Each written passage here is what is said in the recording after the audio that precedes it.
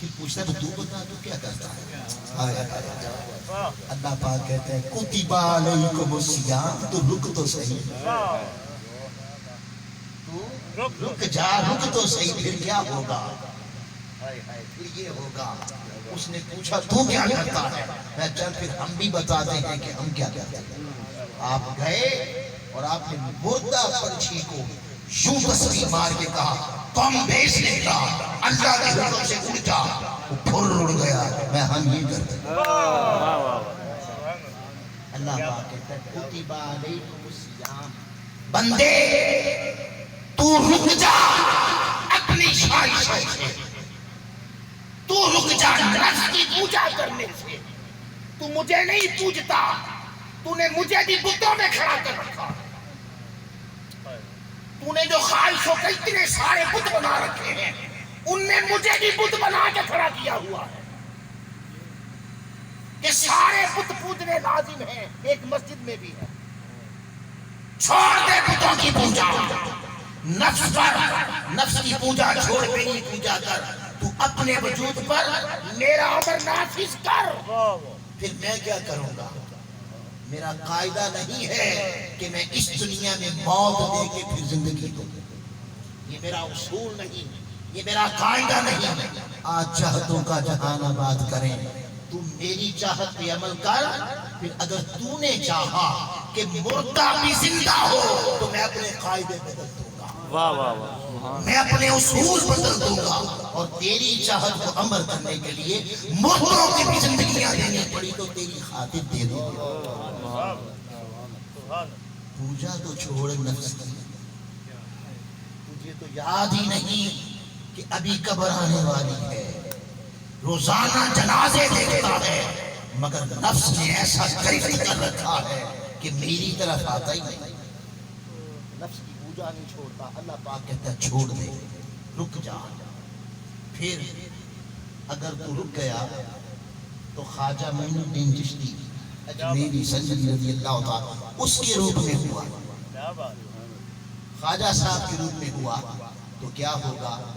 پھر تو بیٹھا ہوگا مندر میں، خواجہ صاحب مندر میں بیٹھے تھے، واہ واہ سبحان اللہ۔ خواجہ صاحب کی قسمت کہ ان کے دور میں فتویٰ آواز مولوی نہیں تھی، ورنہ یاد رکھنے گرجا تو پھر اہل کتاب کا ہے، مندر تو اہل کتاب کا نہیں۔ مندر تو بتوں کی پوجا کرنے والوں کا ہے۔ تو خواجہ صاحب جو اللہ کے دین کا پیغام کا دعویٰ کر رہے تھے، تو فتویٰ آواز مولوی ہوتا تو کہتا خواجہ مندر میں، شور مچا دیتا، ساری قوم کے پیچھے پڑ جاتا، یہ مندر میں جاتا ہے، یہ مندر میں جاتا ہے۔ تمہیں پرابلم کیا ہے؟ وہ جاتا ہے، وہ جاتا ہے، تجھے کیا پرابلم پیدا ہو گئی؟ آپ سمجھے بات؟ تو وہ کہتا بھی خواجہ مندر میں، خواجہ صاحب کی قسم۔ اب خواجہ صاحب مندر میں بیٹھے تھے، تو رک جا، رک جا، پھر کیا ہوگا؟ خواجہ صاحب مندر میں بیٹھے تھے۔ اب ہندوؤں کی ایک رسم ہے، ان کی مذہبی رسم ہے کہ ان کے ہاں جب لڑکی لڑکے کا نکاح تو لڑکی کے سسرال والے، یعنی لڑکے کے والدین، لڑکی کے سسرال والے نئی نویلی دلہن کو ساتھ دیتے ہیں، اس کے ہاتھ میں ٹرے دیتے ہیں، اس ٹرے میں ہوتے ہیں لڈو، مٹھائی ہوتی ہے۔ وہ مندر جاتے ہیں، خود سارے باہر ٹھہر جاتے ہیں اور اکیلی دلہن کو اندر بھیجتے ہیں۔ اب وہ اکیلی دلہن اندر جاتا ہے، وہ جو بت ہوتا ہے اندر مندر میں بیٹھا ہوا پتھر کا صنم بت ہوتا ہے، وہ ٹرے لے کے مٹھائی کی لڈوؤں کی، تو اس بت کے چہرے کے قریب جا کے یوں 7 چکر ایسے لگاتے ہیں۔ دلہن نہیں لگی، 7 چکر لگانے کے بعد ایک لڈو اٹھاتی ہے اور بت کے ہونٹوں کو لگا کے اسے دوبارہ ٹرے میں رکھ دیتی ہے۔ اس کا معنی یہ ہے کہ بھگوان جی نے بھی مٹھائی کی خوشی، شادی کی خوشی کی مٹھائی کھا لی۔ سمجھ آ گئی آپ؟ یہ معنی اس کا۔ اندر خواجہ صاحب بیٹھے تھے، دلہن آ گئی۔ اب جب دلہن آ گئی تو صاحب سیاں روزہ دار اندر بیٹھا تھا، اس نے دیکھا۔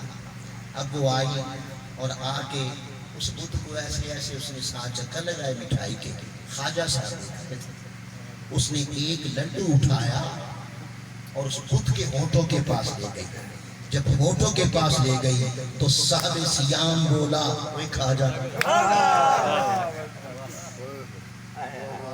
اپنے وجود پر میرا امر نافذ کر، میں تیرا امر کائنات پہ نافذ کر. خواجہ صاحب نے کوئی خواجہ، اس نے منہ کھول دیا، اس نے ڈال دیا، وہ کھا گیا. اب یہ نظارہ جب اس دلہن نے کیا ہوگا اسے بھی بڑا مزہ آیا ہوگا، اس نے اگلا بھی کیا، میں بھی کھا جاتا، وہ سارے کھا گئے. جب سارے کھا گئے وہ باہر آئی تو پھر خواجہ نے پوچھا لڈو کدھر گئے؟ کہا بھگوان کھا گیا. وہ کیسے کھا گیا؟ وہ تو پتھر کا ہے، وہ کیسے کھا گیا؟ اس نے کہا نہیں، اندر کوئی بیٹھا. جب وہ کہتا ہے نا کھا جا تو وہ کھا جاتا ہے. جب وہ کہتا ہے کھا جا تو کھا جاتا ہے.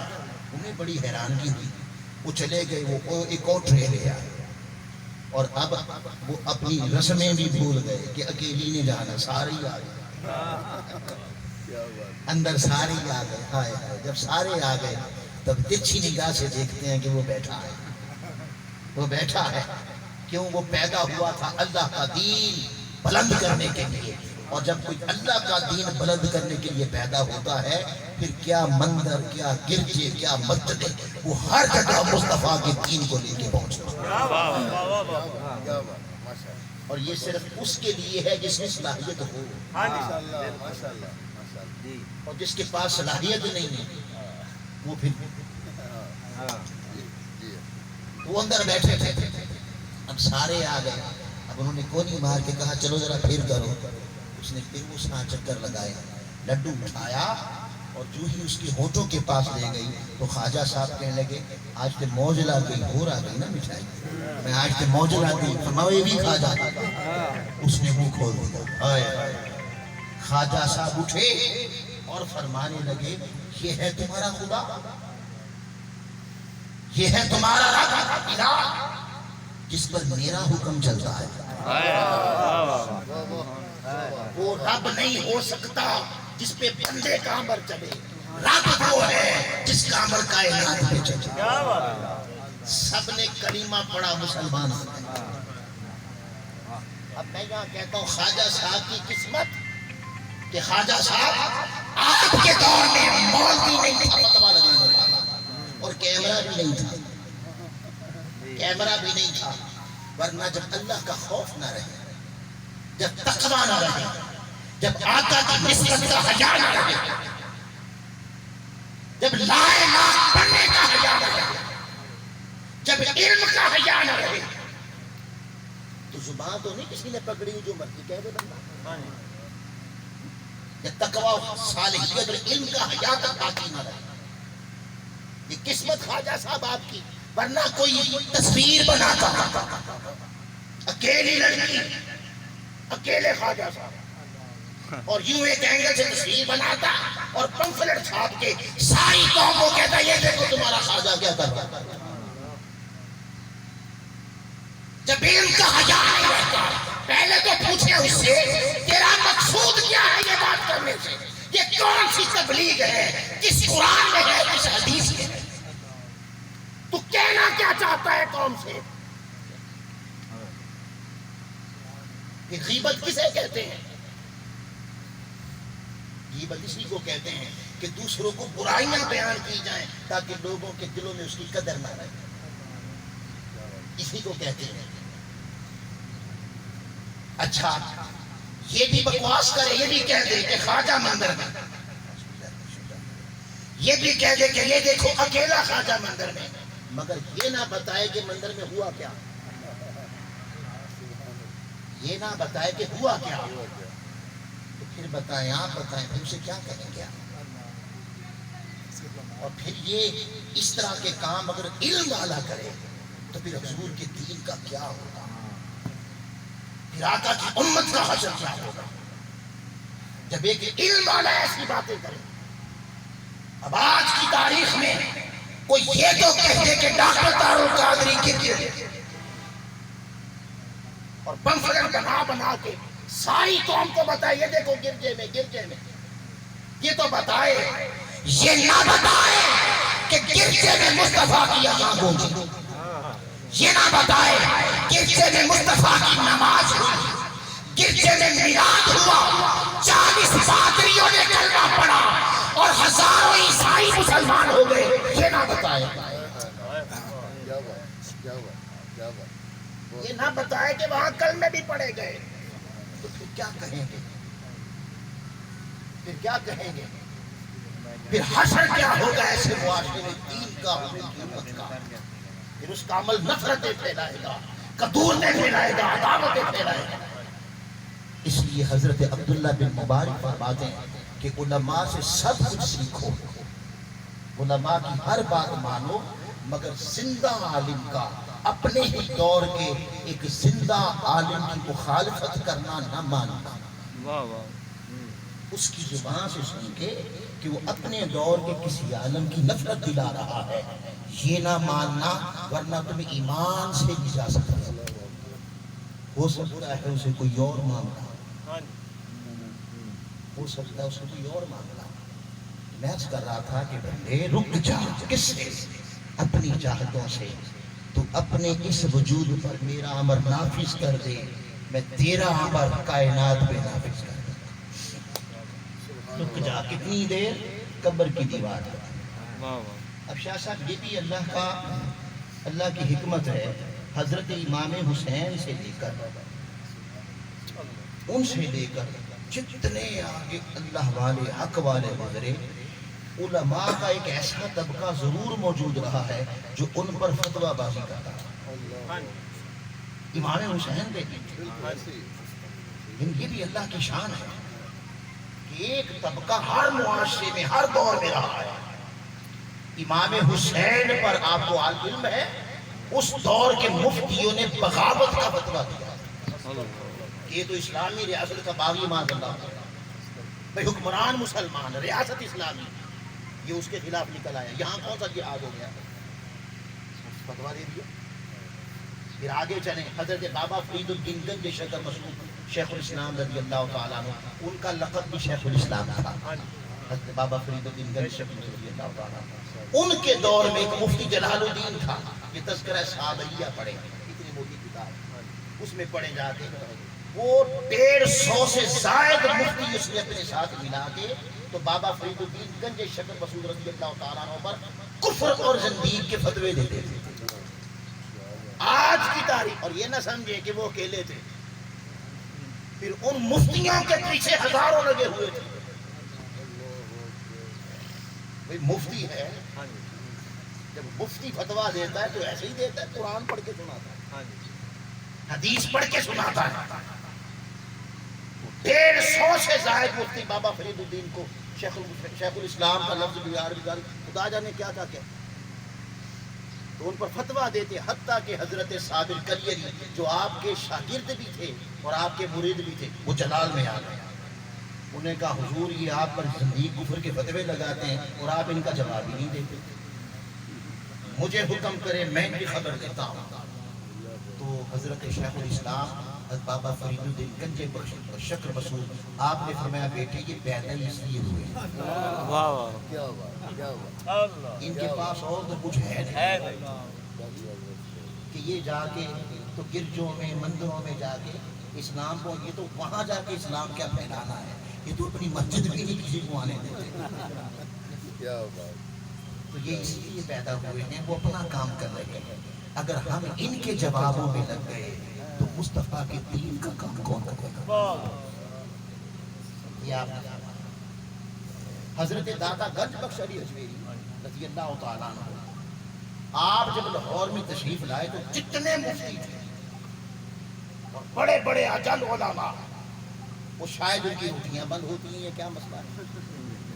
داتا صاحب پر بھی انہوں نے کفر اور زندیق کے فتووں کی بارش کر دی۔ حضرت داتا صاحب کا یہ اللہ کی شان ہے، اللہ کی شان ہے۔ اب آپ بتائیں آج کی تاریخ میں اس وقت کا انسان تو اس کو سمجھ نہیں آتا۔ یاد رکھ لیں میرا ناقص علم جو میں نے پڑھا اتنا بھی ہے، ناقص ہے، آپ اس کے ساتھ اختلاف بھی کر سکتے ہیں مگر علم کے ساتھ کر سکتے ہیں۔ میں نے جو کچھ سیکھا ہے، میں نے ایک لب لباب اس کا نچوڑ بتا رہا تھا، وہ یہ ہے کہ زندہ بندے کا اللہ کے زندہ منتخب بندے کی پہچان کرنا یہ مشکل ہے، چاہے وہ نبی ہو، چاہے وہ نبی ہو، اور چاہے وہ نبیوں کا سردار ہی کیوں نہ ہو، چاہے وہ چاند کے ٹکڑے کر کے دکھائے، وہ کہے گا نہیں جادو۔ زندہ کے لیے ماننا مشکل ہے، بقیہ جب مر جاتے ہیں تو بات والی پلانے والی تو سلام کر دیتے ہیں۔ آج کی تاریخ میں آپ حضرت بابا فرید الدین کو دیکھ لیں اور مفتیوں کو دیکھ لیں، آپ کنہیں سلام کرتے ہیں؟ مفتیوں کو؟ بابا جی کو کرتے ہیں۔ حضرت داتا صاحب کو دیکھ لیں اور ان کو دیکھ لیں جنہوں نے آپ پر فتووں کی برباد گدی برباد، ان کے پیچھے اس وقت تو بڑے لگے ہوئے تھے اور بڑے لگے ہوتے ہیں، بڑے لگے ہوتے ہیں، مگر آج کی تاریخ میں ان مفتیوں اور علماء اور ان کے پیچھے لگنے والوں کو آپ کیا کہتے ہیں؟ اور وہ جو داتا صاحب کے ساتھ چلے، تاریخ انہیں سلامی دیا کرتا ہے۔ اللہ پاک کہتا ہے کتب علیکم الصیام، تو رک جا، پھر کیا ہوگا؟ ہاں، پھر اگر تو داتا صاحب کے روپ میں ہوا تو ان پر سارے علماء نے فتوے لگا دیا۔ ابھی فتویٰ آباد مولویوں کا ایک اور بھی معاملہ ہوتا ہے کہ دیکھتے رہتے ہیں کہ کوئی مسٹیک ہاتھ آ جائے اس بندے کی، کوئی ایسی یعنی اس کی 4 گھنٹے کی تقریر سے 1 سیکنڈ کا 2-3 سیکنڈ کا کلپ نکالنا اور اس پر بھی 1.5 گھنٹہ گفتگو کرنا۔ اِنَّا لِلَّهِ وَإِنَّا إِلَيْهِ رَاجِعُونَ، یہ ہے مصطفیٰ کا دین، اللہ کا۔ تو داتا صاحب آئے تو فتوے کی بات ہو گئی۔ داتا صاحب رضی اللہ تعالیٰ عنہ نے اپنی مسجد بنائی جو آج مسجد موجود ہے۔ اس مسجد کی بنیاد رکھی تو آپ نے دیگر مساجد سے اپنی مسجد کا محراب تھوڑا بائیں جانب کر دیا۔ انہیں موقع مل گیا، انہیں پورے لاہور میں شور مچا دیا، اس کا تو کعبہ ہی دوسری ہے، اس کا تو قبلہ بھی سیدھا نہیں ہے، یہ شروع کر دیا۔ سبحان اللہ، انہوں نے بلایا، ظہر کی نماز پڑھی اور محراب میں کھڑے ہو گئے۔ یا ایھا الذین آمنوا کتب علیکم الصیام، تو رک تو جا، نفس کو پالنے سے، حرام کھانے سے، جھوٹ بولنے سے، بے حیائی کرنے سے، اپنے نفس کی پوجا کرنے سے رک جا، تو رک تو جا، پھر کیا ہوگا؟ داتا صاحب کھڑے ہو گئے، آپ نے پوچھا تم کیا کہتے ہو؟ انہوں نے کہا آپ کا محراب قبلہ درست نہیں۔ کہا اچھا ذرا محراب کی طرف تو دیکھو۔ جب دیکھا تو کیا دیکھا؟ لاہور میں بیٹھے تھے، محراب میں دیکھا تو سامنے کعبہ اور لوگ طواف کرتے نظر آ گئے۔ اللہ پاک کہتا ہے رک جا، میرا طریق نہیں ہے کہ میں لاہور سے کعبے دکھاؤں، یہ میرا طریق نہیں ہے۔ ہاں اگر تو رک گیا اپنی خواہشوں سے، نفس کی پوجا سے رک گیا، تو پھر تیری اگر چاہت ہوگی کہ لاہور سے بھی کعبہ دکھایا جائے تو میں تیری خاطر کعبے بھی دکھاؤں۔ بندے رک جا، بندے رک جا۔ یا ایھا الذین آمنوا کتب علیکم الصیام، روزہ دار ہو جا،